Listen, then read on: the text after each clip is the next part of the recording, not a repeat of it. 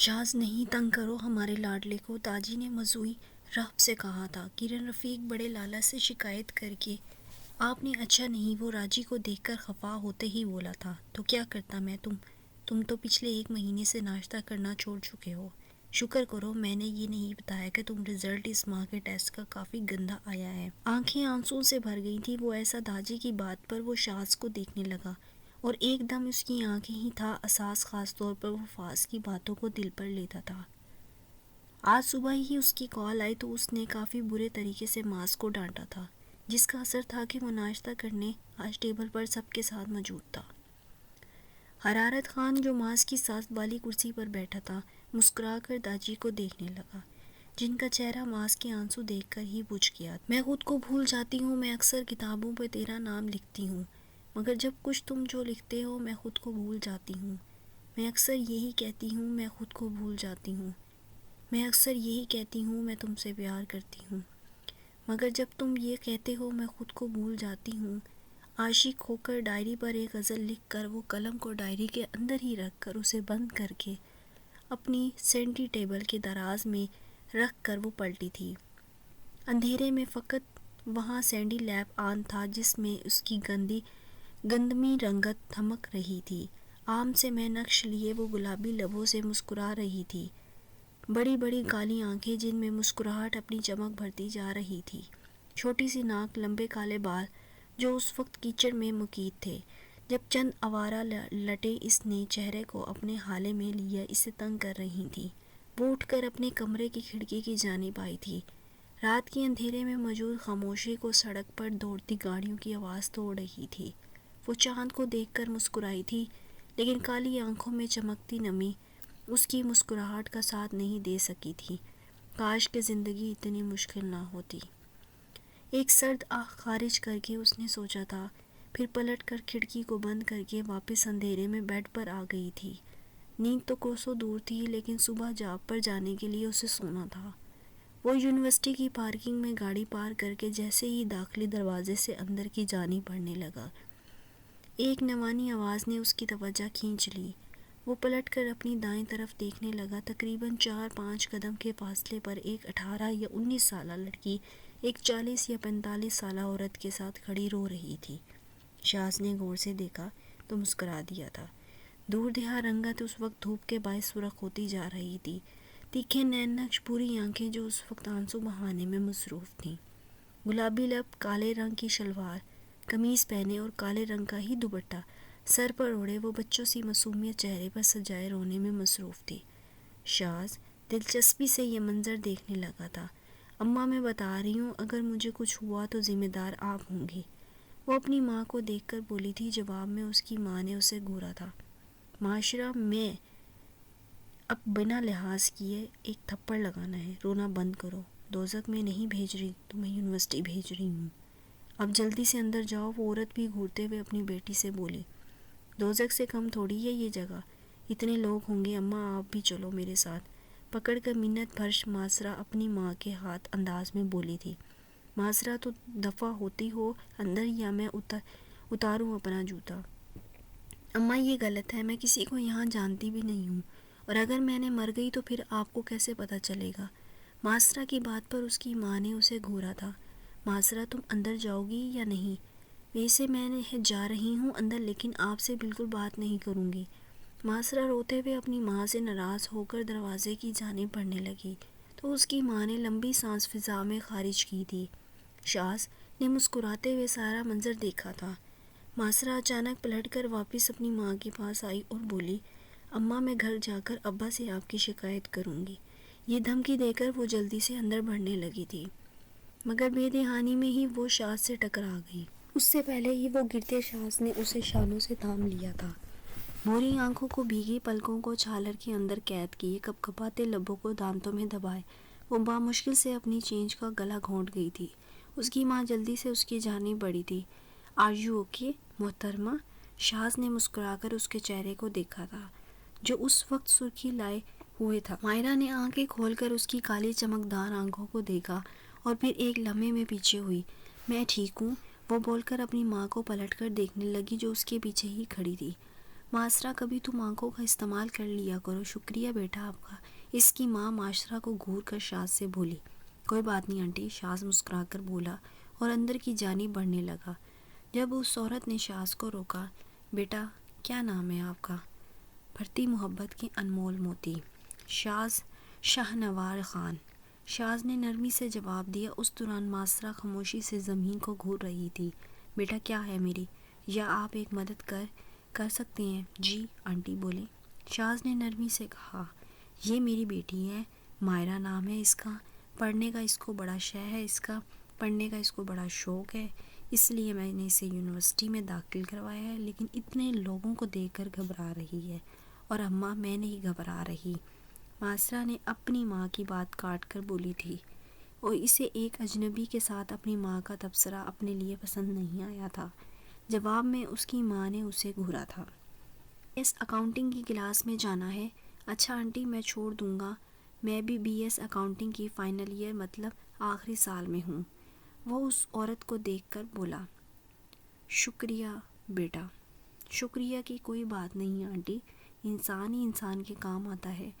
چلیں محترمہ، کیونکہ آپ کی کلاس کا وقت ہو گیا ہے۔ یہ بول کر وہ مسکرا کر اس عورت کو اللہ حافظ کرتے ہوئے معاشرہ کو اپنے پیچھے آنے کا اشارہ کر کے آگے آگے چلنے لگا، جبکہ معاشرہ اپنی ماں کو گھور کے اس کو تلقین میں چلنے لگی تھی۔ مارننگ مائی سن۔ جھک کر اس کے سر پر بوسہ دے کر وہ واپسی ناشتہ بنانے میں مصروف ہو چکا تھا۔ I don't want to go to school today. مجھے آج اسکول نہیں جانا۔ 5 سالہ آہان کی آواز پر وہ مسکرا کر آیا تھا۔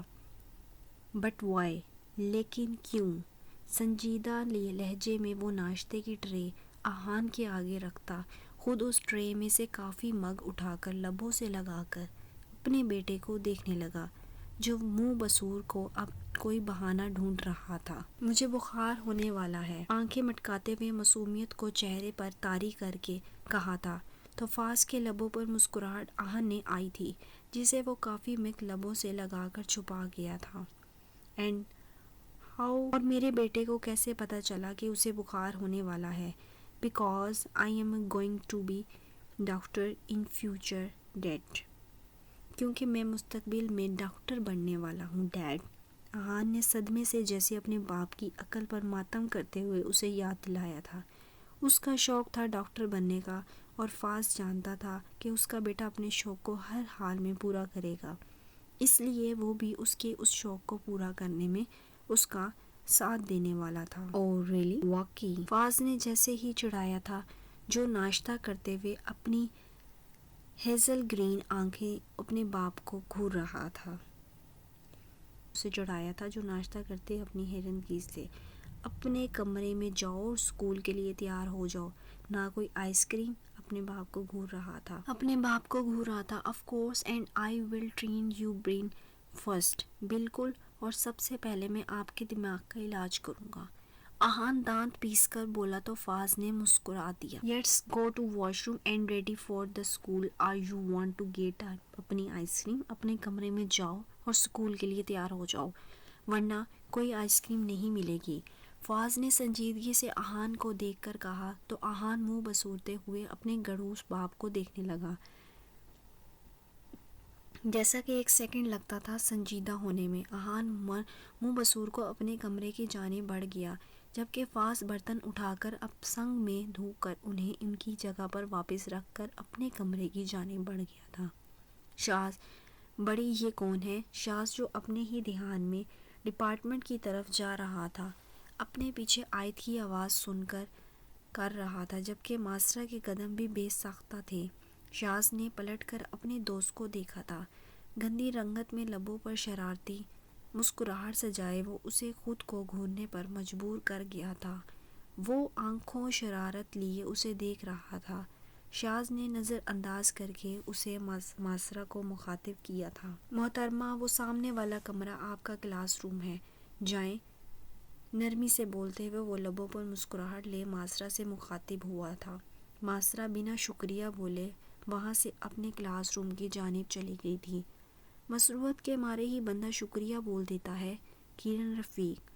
شاز دھیمی سی آواز میں بڑبڑایا تھا، جبکہ عائد کا اس بات پر بے ساختہ کہکا لگا رہا تھا۔ انسان اپنی بکواس شریف کبھی بند بھی کر لیتا ہے۔ اچھا خاصا میری شرافت کو ایک معصوم لڑکی کے سامنے تم مشکوک کر رہے تھے۔ شاز نے دانت پیس کر اسے گھورا تھا۔ ہاں ہاں ہاں، شاز شاہنواز خان۔ شاز شاہنواز خان شریف کب سے ہوا؟ عائد نے اسے چڑھایا تھا اور حسب عادت وہ چڑھ کر اس کے دائیں کندھے پر ایک دموں کے چڑھ کا اسے گھورتے ہوئے آگے بڑھ گیا تھا، کیونکہ ان کی کلاس کا وقت ہو گیا تھا۔ عائد بھی ہنستے ہوئے اس کے پیچھے گیا تھا۔ شاہنواز خان احمد خان کے اکلوتے بیٹے تھے، جس کی شادی ان کی برداری کی ایک لڑکی گل بانو سے کر دی گئی تھی۔ گل بانو ایک سفید پوش لڑکی تھی جس کی آنکھیں ہیزل گرین رنگ کی تھی، جبکہ شاہنواز خان ایک کامیاب بزنس مین تھے۔ اس کے باوجود دونوں ہی ایک دوسرے سے بہت محبت کرتے تھے۔ اللہ نے انہیں دنیا کی ہر نعمت سے نوازا تھا سوائے بیٹی کے۔ ان کے 3 بیٹے تھے، فاز شہنواز، شاز شہنواز اور ماز شہنواز۔ فاز کی پیدائش کے تھوڑے عرصے بعد ہی شہنواز خان سے اپنی والدہ کا جنازہ اپنے کندھوں پر اٹھایا تھا۔ ان کی والدہ کی موت بلڈ کینسر سے ہوئی تھی، جو کہ خان ہاؤس کے لیے صدمہ تو تھی، لیکن وقت کے ساتھ ہی آگے بڑھ کر خان ہاؤس والے اپنے غم کو خود تک محدود کر گئے تھے۔ شہنواز خان کے سب سے بڑے بیٹے نام فاز تھا، جس کے 6 سال پہلے اریبہ نامی لڑکی سے پسند کی شادی ہوئی تھی۔ یونیورسٹی ہی دونوں نے ایک دوسرے کو پسند کیا تھا۔ ان کی پسند کو مد نظر رکھتے ہوئے احمد خان شہنواز خان نے ان کی شادی کروا دی تھی، لیکن شادی کے 1 سال بعد کچھ ایسے حادثات ہوئے تھے جن نے خان ہاؤس کی درد و دیوار ہلا دی تھی۔ گل بانو اور شہنواز کی موت خان ہاؤس کے مکینوں کو غم سے دوچار کر گئی تھی۔ فاز کا چند ماہ کا بیٹا آہان تھا، جس میں وہ لے کر پیر سے چلا گیا تھا اور وہاں جا کر اس نے ایک الگ دنیا بسائی تھی۔ فاز سے چھوٹا شاز جو نرم طبیعت کا مالک تھا، بالکل اپنی ماں کی طرح، لیکن حلیے سے وہ بالکل شہنواز کی کاپی تھا۔ وہ اپنی سینڈی کے ساتھ اپنے باپ کا بزنس بھی سنبھال رہا تھا۔ احمد خان اپنا وقت اپنے بیٹے کے فاز کے بعد شہنواز انڈسٹری میں ہی گزارتا۔ اس دوران وہ بزنس کو بھی دیکھتے، لیکن شاز نے احمد خان کی طبیعت کی وجہ سے بزنس کو زیادہ تر خود ہی ہینڈل کرتا تھا۔ سب سے چھوٹا ماز تھا، جو اس کے وقت کالج کا طالب علم تھا۔ 12 سال حرارت خان کو احمد خان کے ایک دن سڑک سے گھر لائے تھے۔ اس بھوکے بچے کو اپنے سرپرستی میں لیے کر وہ اس نے تعلیم پر بھی زور دے رہے تھے۔ حرارت خان گھر کے کام بھی کرتا تھا اور پڑھتا بھی تھا۔ سب سے اسے ٹوکتے تھے گھر کے کاموں سے، لیکن وہ بولتا تھا کہ گھر کے کام وہ بچپن سے کرتا آیا ہے۔ گزارنے وقت میں سب ہی اپنی جگہ زندگی بسر گزار رہے تھے۔ احمد خان کی خواہش پر بھی فاز پاکستان نہیں آ رہا تھا، لیکن شاید اس وقت پلٹ گیا، ان کی خوشیاں لوٹانے والا تھا یا قسمت اس پر مسکراہٹیں چھیننے والی تھی۔ میٹنگ سے فارغ ہو کر جیسے ہی وہ داجی کے آفس میں آیا تھا، سامنے داجی کو اپنے آفس کی کرسی پر ٹیک لگائے آنکھوں مونت کو سوتے دیکھ کر مسکرا اندر داخل ہوتے ہوئے اسے سامنے ایک شیشے کا ٹیبل تھا، جس کی دائیں طرف سے داجی کی کرسی، جبکہ اس کی بائیں طرف سے 2 کرسیاں موجود تھی جو دوسروں کے لیے تھی۔ داجی کرسی سے تھوڑے سے فاصلے پر ایک سفید رنگ کا صوفہ پڑا ہوا تھا، جس کے آگے شیشے کا ٹیبل تھا، پھر اس کی ٹیبل پر کچھ فائلز پڑی تھی۔ داجی کے سامنے ایک فائل کھلی تھی اور جبکہ ان کا ایک ہاتھ ٹیبل پر اور دوسرا ہاتھ پر اس کے سر پر تھا۔ مسکرا کر اندر داخل ہوئے اور نرمی سے بولا، داجی مبارکباد مجھے، کیونکہ ہمدانی کے گروپس آف کمپنی کے پروجیکٹ ہمیں ایک چینج نما آواز کے ساتھ اور پریشانی سے۔ داجی مبارک ہے مجھے، کیونکہ Hamdani groups of companies project ہمیں مل گیا ہے۔ ٹائی کی ناٹ ڈھیلی کر کے وہ ان کے سامنے بیٹھا تھا، لیکن رادی کے وجود میں کوئی جنبش نہیں ہوئی تھی۔ شاز نے ایک نظر ان کو دیکھا تھا اور تشویش سے اپنی جگہ سے اٹھا تھا، کیونکہ ان کی نیند بہت کچی ہوئی تھی۔ وہ جانتا تھا کہ اس نے داجی کے دائیں کندھے پر ہاتھ رکھ کر ان کی تھوڑی سی جنبش دینے کی کوشش کی تو وہ دائیں طرف تقریباً گرنے والے تھے، جب شاز نے جلدی سے انہیں تھاما تھا۔ ایک چینج نما آواز کے ساتھ وہ پریشانی سے داجی کی نبض چیک کرنے لگا تھا۔ شاز کی پیشانی پسینے کے ننھے قطرے سے نمودار ہوئے تھے، جو اس کی پریشانی ڈر کو ظاہر کر رہے تھے۔ داجی کی نبض بہت سلو چل رہی تھی۔ شاز کی چینجنگ پر ان کے افسوس کا میسج جو اس کے آفس کی طرف آ رہا تھا جلدی سے اندر آیا۔ شاز نے ایک نظر سے اسے دیکھا تھا اور جلدی سے بولا، ظاہر گاڑی نکلواؤ، ہمیں داجی کو ہاسپٹل لے کے جانا ہے۔ کہ ابھی شاز داجی کی نحیف وجود کو اپنے بازوؤں میں اٹھائے باہر کی جانب تقریباً بھاگا تھا، جبکہ ساحر نے بھی ان کے پیچھے ہی آفس سے نکلا تھا۔ مسلسل 1 گھنٹے سے ہاسپٹل کے کوریڈور میں ٹہلتے ہوئے وہ نم آنکھوں سے ہی آئی سی یو کے باہر چلتی لائٹ کو دیکھ رہا تھا۔ ساحر بھی اپنے باس کو مسلسل پریشانی میں ٹہلتے دیکھ رہا تھا۔ اٹھ کر شاز کے پاس آیا تھا۔ سر پلیز تھوڑی دیر بیٹھ جائیں، انشاءاللہ تاجی جلدی ٹھیک ہو جائیں گے، ہم سب کی دعائیں ان کے ساتھ ہیں۔ ساحر کی بات پر وہ بامشکل اپنی آنسوں پر پابند باندھ کر اپنے سر نفی میں ہلا گیا تھا۔ اس سے پہلے وہ کچھ بولتا ایک ڈاکٹر آئی سی یو سے باہر آیا تھا۔ شاز جلدی سے ان کی جانب بڑھا تھا کہ اندر ڈاکٹر، میرے داجی کے لیے۔ ڈاکٹر میرے داجی لیے ہیں، دیکھیں بے چینی اور بے تابی کیا نہیں تھا۔ دیکھیں مسٹر خان، بہت ہی تحمل سے آپ کو میری بات سننی ہوگی۔ آپ کی داجی کو دوسرا ہارٹ اٹیک ہوا ہے۔ یہ اٹیک پہلے اٹیک سے بہت شدید تھا۔ ہمیں ان کے ہارٹ کی سرجری کرنی ہوگی کیونکہ ان کے ہارٹ کے تمام والز تقریباً بند ہو چکے ہیں۔ اگر 24 گھنٹے تک آپ سرجری کی اجازت دیتے ہیں تو ہی ہم سٹارٹ کریں گے، لیکن اگر سرجری نہ ہوئی تو ان کو 24 گھنٹے کے بعد ان کی سانسیں کسی بھی وقت ختم ہو سکتی ہیں۔ یہ بات میں ان کی کنڈیشن دیکھ کر ہی بتا رہا ہوں۔ ڈاکٹر نے پروفیشنل انداز میں ساز کو تمام حقائق سے آگاہ کیا تھا۔ شاز نے ویران آنکھوں سے ڈاکٹر کو دیکھا تھا۔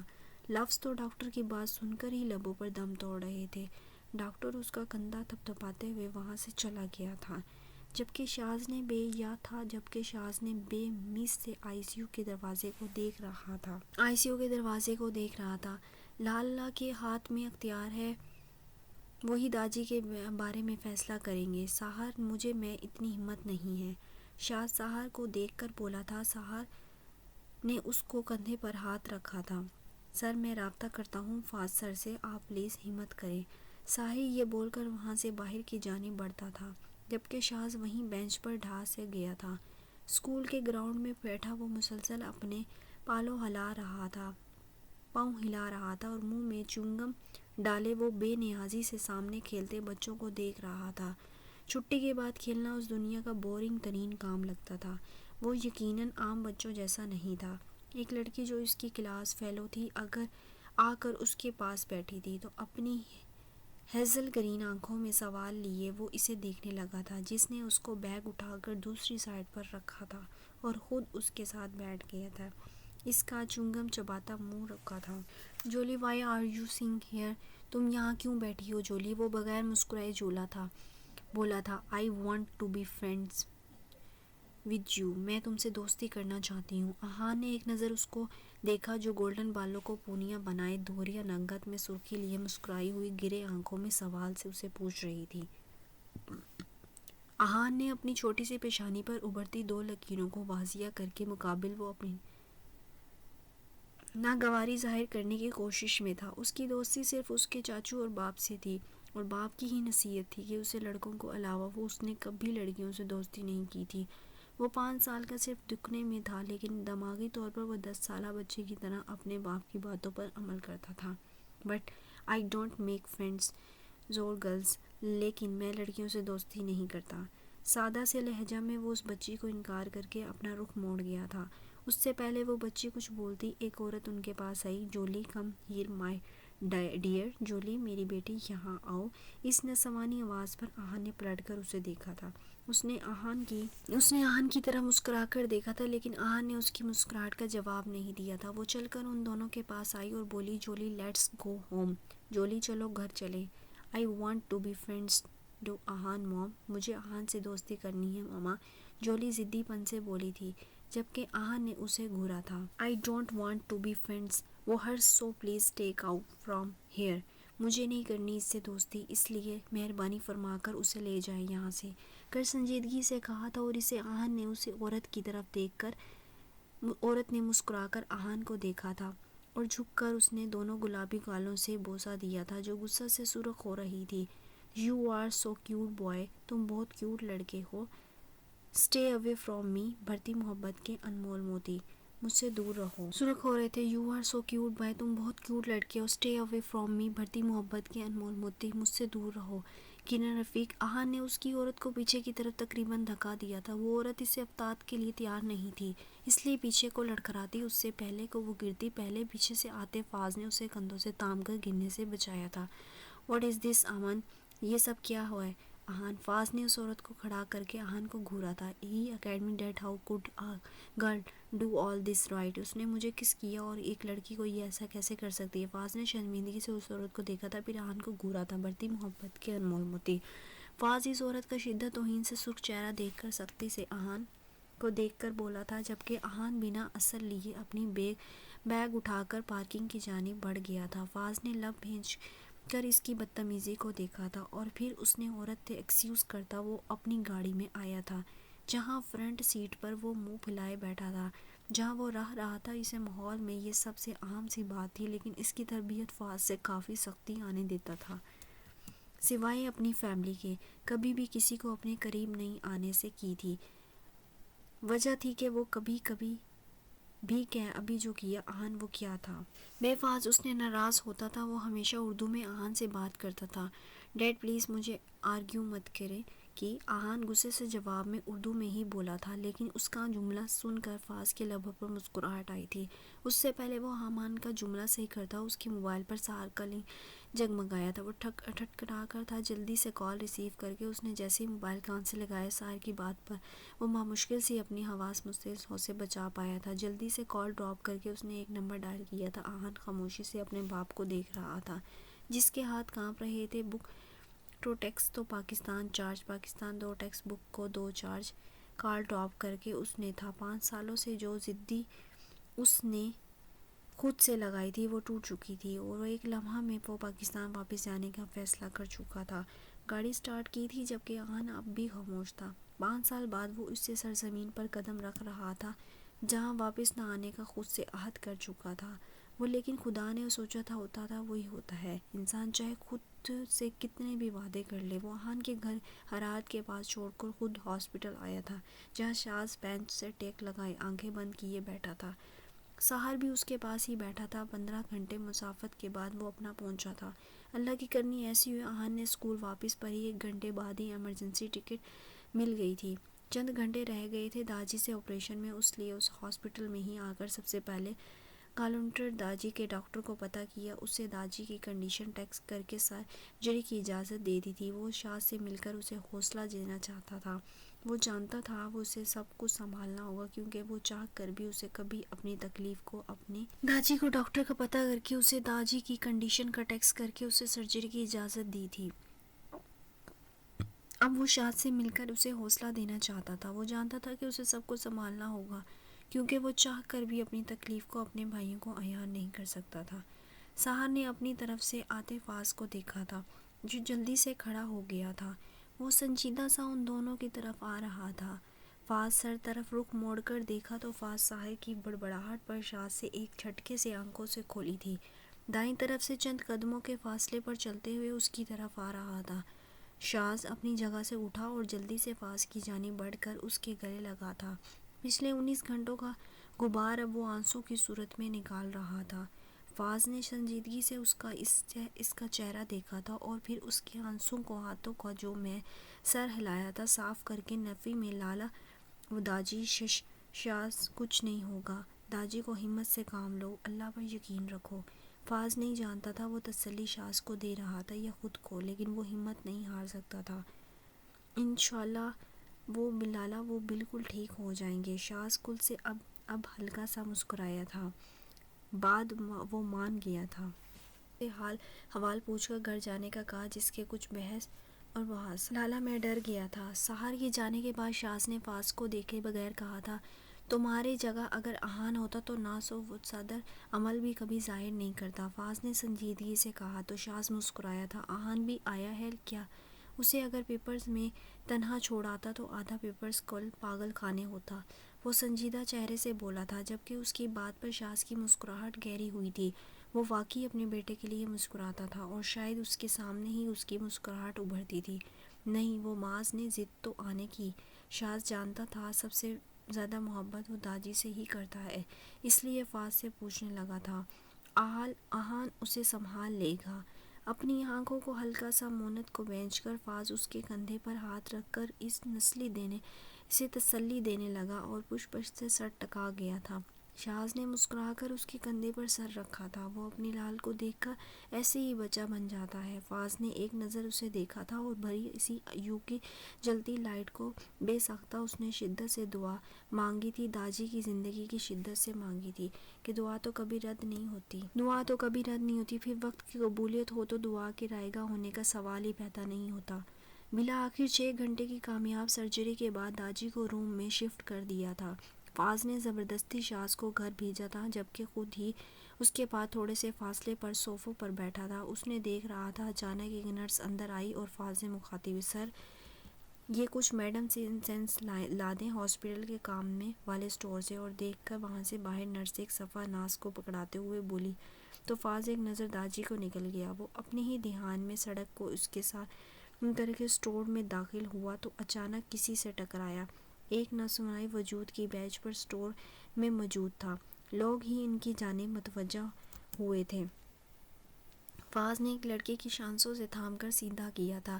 گندی رنگت والے چہرے پر ڈر کی سرخی تھی، جبکہ آنکھوں سے بند تھی، گلابی لب سخی سے اب آپس میں بے وسعت تھے۔ فاز نے ایک نظر سے اسے دیکھا تھا اور سرد لہجے میں بولا تھا، لڑکی بچ گئی ہو، اب اپنی آنکھوں کو کھولو اس سے پہلے کہ میں تمہیں دھکا دے دوں، نیچے گراؤں۔ اس کی آواز پر سامنے کھڑی لڑکی نے اپنی کالی آنکھوں سے اس کو دھول دھار رنگت والے چہرے پر گاڑی دی۔ ہیزن گرین آنکھوں میں اس وقت ویرانی تھی، وہ ایک جھٹکے سے پیچھے ہوئی تھی۔ تم یہاں کیا کر رہے ہو؟ اس لڑکی کی بات پر فاز کی پیشانی پر شکنی ابھری ہوئی تھی۔ وہ ماقابل بات سمجھنے سے قاصر تھا۔ ایکسکیوز می، کیا میں آپ کو جانتا ہوں؟ فاز سنجیدگی سے بولا، گھٹیا انسان۔ آپ کو جانتا ہوں، فاز سنجیدگی سے بولا، گھٹیا انسان۔ تم وہی ہو نا جو پچھلے ایک ہفتے سے میرا پیچھا کر رہے تھے، اور جب مجھے اس میڈیکل اسٹور میں داخل ہوتے دیکھ لیا تو آ گئے موقع دیکھ کر جھوکا لگانے۔ لڑکی فاز کو گھورتے ہوئے بولی تھی، دیکھو تم دیکھ ہی رہی ہو کتنے دنوں سے تمہیں چھچھورے انسان سے بڑھتی محبت کے انمول موتی۔ اور فاز کی بات کاٹ کر اپنی کالی آنکھوں میں غصہ لیے وہ بولی تھی۔ فاز نے سختی سے لبوں کو بیوست کر خود کو کچھ بھی سخت کہنے سے روکا تھا۔ میڈیکل اسٹور میں موجود سب لوگ ان کی جانب متوجہ تھے۔ دیکھو تمہیں کوئی غلط فہمی ہوئی ہے۔ اور فاز نہ چاہتے ہوئے بھی صفائی دینے، بس آوارہ انسان، اچھے سے جانتی ہوں تم یکسوں کو، تم جیسوں کو۔ تمہیں کیا لگا اتنے لوگوں میں تم مجھے پھر ہراس کرنے کی کوشش کرو گے تو میں کچھ نہیں بولوں گی؟ اور وہ لڑکیاں ہوں گی جو ڈرتی ہوں گی، تم جیسوں سے میرا نام افروز سیاب ہے، تم جیسے بدتمیز لوگ کو سبق سکھانا اچھے سے جانتی ہوں۔ بکواس بند نہ کی، تم مجھ سے برا کوئی نہیں ہوگا۔ پہلی بات میں تمہیں جانتا تک نہیں، دوسری بات اگر سکینڈل بنانے کا اتنا ہی شوق تو کسی ایسی ڈھونڈو جو تمہاری باتوں کو، میں اس کو کیوں؟ فاز خان تم جیسی لڑکیوں کو فطرت ہی اچھے سے واقف ہے، فاز بنا لحاظ کیے بولا، اور اپنی آنکھوں میں سرخی لیے افسردہ گھورتے ہوئے وہاں سے چلا گیا۔ افروزہ نے ایک نظر میڈیکل اسٹور میں موجود لوگ پر دوڑائی، سب نے اپنے کام میں مشغول تھے۔ لو فیس، بدتمیز، گھٹیا، کمینہ اور دنیا کا سب سے بڑا ڈیش انسان، افروز چال کر بڑبڑاتے ہوئے وہاں سے نکلی تھی۔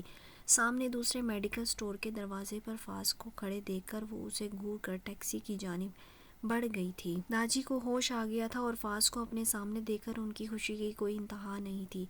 وہ فاز سے مل کر کافی دیر تک اسے گلے شکوے کرتے رہے، جبکہ فاز سنجیدگی سے بس سنتے ان کے چہرہ دیکھ رہا تھا۔ تقریباً ایک ہفتے بعد وہ ہاسپٹل سے ڈسچارج ہو کر گھر آئے تھے، اور اس دوران سب گھر والے ان کی باری باری ملنے جاتے تھے، لیکن فاز پچھلے ایک ہفتے سے ان کے پاس کھڑا تھا۔ گھر آ کر داجی کو ان کے کمرے میں لٹا کر لاؤنج میں آ کر صوفے پر بیٹھ گیا تھا۔ لالا پانی لاؤں آپ کے لیے؟ حرارت نے فاز کو صوفے پر بیٹھے دیکھ کر پوچھا تھا۔ احان کہاں ہے؟ فاز نے اس کی بات پر نفی میں سر ہلایا تھا۔ احان کا پوچھا تھا لالا، وہ شاز لالا کے ساتھ ان کی یونیورسٹی گیا ہے۔ ٹھیک ہے۔ یہ بول کر فاز نے آنکھیں بند کر صوفے کی پشت سے سر ٹکا دیا تھا۔ اچانک اس کی آنکھوں کے اس دن والی لڑکی کا سراپا لہرایا تھا۔ وہ ایک دم سے آنکھیں کھول کر سامنے ای.ڈی کال کی اسکرین کو دیکھنے لگا تھا۔ اسے واپس جانا تھا پیرس، لیکن داجی کی طبیعت خراب ہونے کے ڈر سے وہ ابھی تک رکا تھا۔ احان کے اسکول کو کافی حرج ہو رہا تھا، مختلف سوچوں میں وہ گرا تھا۔ جب لاؤنج میں داخل ہوتے محاذ کو دیکھا، وہ اپنی پوری آنکھوں کو کھول گیا تھا۔ کیا گھر میں داخل ہوتی ہی سلام کرنے کی عادت چھوڑ چکے ہو؟ اور محض السلام علیکم، وہ میرا دھیان نہیں تھا۔ السلام علیکم، وہ میرا دھیان نہیں تھا، محض بامشکل مسکرا کر بولا تھا۔ فاز نے غور سے اسے دیکھا تھا، جس کی کمی دو دھار رنگت میں پیلاہٹ نمایاں ہو رہی تھی، جبکہ آنکھوں کے نیچے نیچے گہرے گہرے سیاہ سیاہ ہلکے ہلکے بھی واضح ہوئے تھے۔ تم اتنی دیر سے کیوں آئے ہو گھر؟ فاض نے پیشانی پر ابھرتی لکیروں سے مقابل سانس خشک گیا تھا۔ لالا، وہ ایک اضافی لیکچر تھا آج۔ ماں سر جھکائے بولا تو فاض نے کچھ سوچتے ہوئے اپنا سر اس بات میں بہلایا۔ جا تو کمرے میں جا کر آرام کرو۔ فاض کا سنجیدگی سے لہجہ معاذ کے لیے نیا نہیں تھا، وہ ایسے ہی تھا، معاذ جانتا تھا، لیکن اسے بارے اس کی خود پر پڑتی گہرے تشنیع نگاہیں اس پر آر پار ہو رہی تھیں، محسوس ہو رہی تھیں۔ اوکے لالا۔ تشنیع ہو رہی تھی، اپنے آر پار ہوتی محسوس ہو رہی تھی۔ اوکے لالا۔ معاذ یہ بول کر جلدی سے سیڑھیاں چڑھ کر چھپی ہوئی نہیں تھی، پڑھ کر اپنے کمرے میں گم ہوا تھا، جبکہ پاس اس کی گھبراہٹ شکر آج بچ گیا ہوں، آج جلدی سے اس کو کہیں چھپاتا ہوں۔ معاذ کپکپاتے ہاتھوں سے اپنے بیگ سے سفید رنگ کی چند پیکٹ نکالتے ہوئے خود سے بولا۔ اس نے جسم میں لرزش واضح ہو رہی تھی اور اپنی گھبراہٹ میں ایک دراز میں پیکٹ رکھ کر ادھار لا گیا تھا اور پھر واپس مسٹر پیشانی سے پسینہ صاف کر کے بیڈ پر بیٹھ کر گہرے سانس لینے لگا تھا۔ بہرحال کے مطابق وہ اٹھا کر واش روم کی جانب چلا گیا تھا۔ ابا، آپ نے میری اماں سے شادی کیوں کی تھی؟ ماسٹر ہیل اپنے بیٹے باپ سے مخاطب ہوتے، جو اس وقت اپنے کمرے میں بیٹھے ہوئے ٹی وی دیکھ رہا تھا، اپنی لاڈلی اور کمرے میں غصے داخل ہوتے ہوئے دیکھ کر وہ مسکرائے تھے۔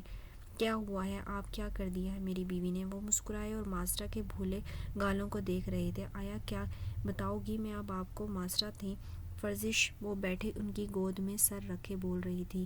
میں ماسٹر کی اماں کمرے میں داخل ہوئی۔ حاجی صاحب، میں بتا رہی ہوں، اگر اب آپ نے لاڈلی سے مالے بچوں کی چیزیں چھین لی تو میں اس کے کپڑے دھونے والے ڈنڈے سے مارنا ہے۔ سفیدہ بیگم کی بات پر سجاول صاحب نے ایک نظر اپنی بیٹی کو دیکھا، جو آنکھوں بند کیے بیٹھی تھی، جبکہ سفید بیگم غصے سے لال پیلی ہو چکی تھی۔ بیگم، کون سی چیزیں لے لی ہیں میری لاڈلی نے؟ حاجی صاحب، میں بول رہی ہوں، اگر آپ نے اسے مزید بڑھا دیا تو میں لہٰذا نہیں کروں گی۔ اس کی اونٹ جتنے قد کا سفید بیگم نے ماسٹر کے لمبے قد پر چوٹ کی۔ اماں، یہ غلط ہے، آپ بات میرے قد کو کیوں آتی ہوں؟ اچھا خاصا معقول قد ہے میرا، اور ویسے بھی میں نے نہیں چھینی کسی سے۔ آخر بات ماسٹر منہ بسور کر بولی تھی۔ سفید بیگم اسے گھور رہی تھی۔ حاجی صاحب، میں بتا رہی ہوں، لڑکی سمجھا لے، میری برداشت کی آزما رہی ہے۔ سفینہ بیگم سجاول صاحب کو درمیان میں گھسیٹا تھا۔ بیگم، ہوا کیا ہے تو بتاؤ، ہونے کو کچھ رہ گیا ہے شیری؟ وہ سامنے والی جانی یونس کی دکان سے کوئی پاپڑ لے گلی سے گزر رہا تھا، مگر آپ کی لاڈلی ہضم نہیں ہوا اور اسے ڈرا کر اس کے بیچارے کو بچے اس کے پاپڑ چھین لیے۔ اماں، چھینے تو نہیں تھے، نیچے گر گئے تھے، اس نے تو میرے اٹھا لیے تھے، کیونکہ مجھے خدا کے زمین سے ملے تھے اور دوسرے جیسے آپ کے بیچارہ بول رہی تھی۔ کل میں نے اسے رویے دیتے لیز لانے کے لیے، لیکن وہ لیز لا کر میرے سامنے بیٹھ کر کاج چلا گیا تھا۔ جب اس کی ماں سے شکایت کی تو بولی بچہ ہے۔ بیگم، بچہ ہے؟ ماسٹر منہ بسورے ہوئے سفینہ بیگم کے جواب میں بولی تو سفینہ بیگم اسے گھورتے ہوئے آگے بڑھی۔ نہیں، تم رک جاؤ، میں بتاتی ہوں۔ بیگم، آپ جائیں اور کھانا بنائیں، میں سمجھا دیتا ہوں اپنی بیٹی کو۔ سجاول صاحب جلدی درمیان میں آئے اور نرمی سے سفینہ بیگم کو دیکھ کر بولے۔ سفینہ بیگم دونوں باپ بیٹی گھورتے ہوئے کمرے سے باہر چلی گئی تھی۔ ماسٹر، گڑیا بڑی بات ہے، آئندہ ایسے نہیں کرنا، ہمیشہ والے الفاظ دہرا کر اپنی بیٹی کے سر پر بوسہ دے کر مسکرائے۔ ابا، ماں پتہ نہیں کیوں ہر وقت میں چھپائے رکھتی ہیں، اب ایسا کریں، دوسری شادی کریں۔ ماسٹر کی بات پر وہ کہکا لگا کر اسے دیکھنے لگے۔ ان کی بیٹی معصوم تھی لیکن شرارتی تھی، انتہا کی تھی۔ اچھا جاؤ، میرے لیے پانی لاؤ، اور مجھے پیاس لگی ہے۔ مجھے سجاول صاحب کی بات نہ ہوئے اٹھی۔ اب اگر اماں نے مجھے ہاتھ بھی لگایا تو میں نے شیری جو میں روپے نہیں مانگے وہ مانگ لوں گی۔ ماسٹر بولتے ہوئے کمرے سے باہر چلی گئی، جبکہ سجاول صاحب نے مسکرا کر اپنی چھوٹی سی دنیا کو دیکھا تھا۔ کتنی خوش تھی وہ 5 سال پہلے، لیکن حادثے نے ان سب کو چھین لیا تھا، یہاں تک کہ ان کی ٹانگیں بھی۔ وہ ماضی کی یادوں کو پھر دماغ میں جگہ دیتے ہوئے نم آنکھوں سے مسکرائے۔ صبح کا ناشتہ سب خاموشی سے کر رہے تھے۔ فاض نے داجی کو مخاطب کیا تھا۔ داجی، میرے سر کا کال آئی تھی، وہ مجھے واپس بلا رہے تھے، اور آہان کی اسکول پر پرنسپل نے مجھے سے رابطہ کیا تھا۔ اس کی پڑھائی کافی حرج ہو رہا ہے، ویسے بھی 2 ہفتے ہو گئے ہیں، تو مجھے لگتا ہے اب آپ کی طبیعت بھی ٹھیک ہے، اس لیے ہم لوگ واپس جا رہے ہیں۔ فاض کی سنجیدہ آواز پر سب گھر والوں نے ناشتہ چھوڑ کر اسے دیکھا تھا۔ شاز نے راجی کو دیکھا تھا، جس کے چہرے کا رنگ معتبر ہو چکا تھا۔ فاض، تم کہیں نہیں جا رہے ہو؟ داجی نے سنجیدگی سے کہا تھا۔ لیکن داجی، میں یہاں نہیں رہ سکتا، وجہ آپ جانتے ہیں۔